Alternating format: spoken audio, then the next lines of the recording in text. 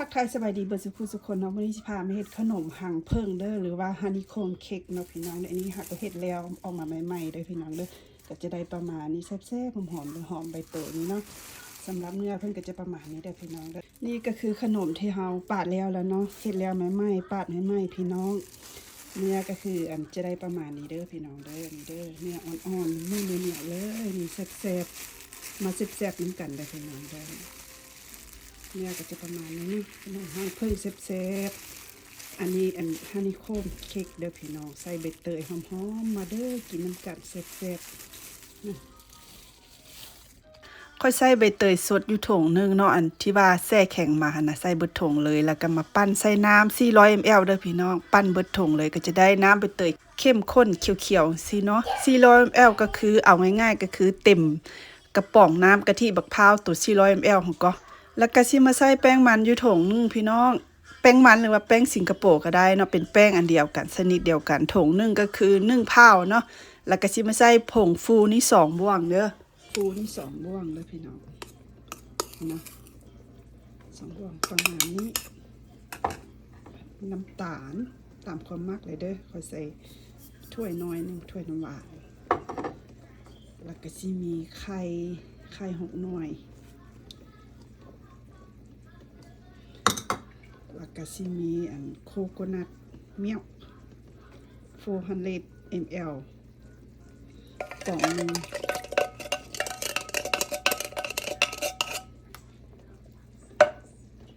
บาร์เดอร์ใส่เป็นตัวมีเกลือนำเด้อ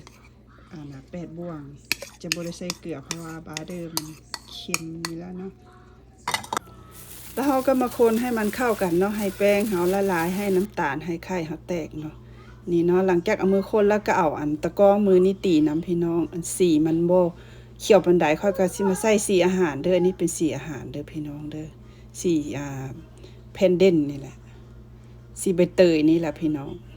สีอาหารแล้วก็มาคนให้สีมันแตกให้สีมันกระจายเนาะพี่น้องเนาะหลังจากคนแล้วเราก็สิมากรองเลยก่อนสิกรองนั้นเฮาใส่น้ำมันบักพร้าวทาก่อนเนาะคันบ่มีน้ำมันบักพร้าวให้ใส่น้ำมันพืชทาก็ได้เด้อพี่น้องเด้อใส่น้ำมันพืชใส่น้ำมันนั่นเพื่อว่าทาหม้อบ่ให้มันติดหม้อนะคันมีน้ำมันบักพร้าวเอาน้ำมันบักพร้าวทาหรือว่าบาร์เดอร์ก็ได้เนาะแล้วก็มากรองลงเลยกรองใส่กับอันนี้เฮาเลยลืมบอกไปก่อนเฮาสิลงมือเฮ็ดนะเฮาก็อุ่นเตาไว้เด้ออุ่นเตาไว้ก่อนให้เตามันร้อนนะใส่ไฟ350 ฟาเรนไฮต์เนาะอุ่นเตาไว้ให้มันร้อนหลังจากเฮากรองใส่เรียบร้อยแล้วก็เตาเฮาก็ร้อนพอดีนะแล้วเฮาก็เอาลงเตาเลยเด้อแล้วก็สิใช้เวลาอบอยู่ประมาณชั่วโมงนึงพุ่นล่ะพี่น้องชั่วโมงนึงเต็มๆนะมันจะค่อยสิสุกดีนะเฮายังฮู้ว่ามันสุกบ่สุกเนาะเฮาก็เอาไม้บาร์บีคิวนี่ยักยักใจกลางของมันหั่นน่ะขึ้นมาคันบ่มีหยังติดไม้แล้วหมายความว่ามันสุกเนาะพี่น้องเนาะนี่ก็สิมามอดไฟไว้แล้วก็ปะขนมไว้อยู่ในหั่นแล้วก็ไข่ให้มันจังซี่บ่ให้มันเย็นเอาออกมาให้มันเย็นปึ๊บบ่เดียวนะให้มันค่อยๆเย็นทีละน้อยให้มันเย็นอยู่ในเตาหั่นน่ะพี่น้อง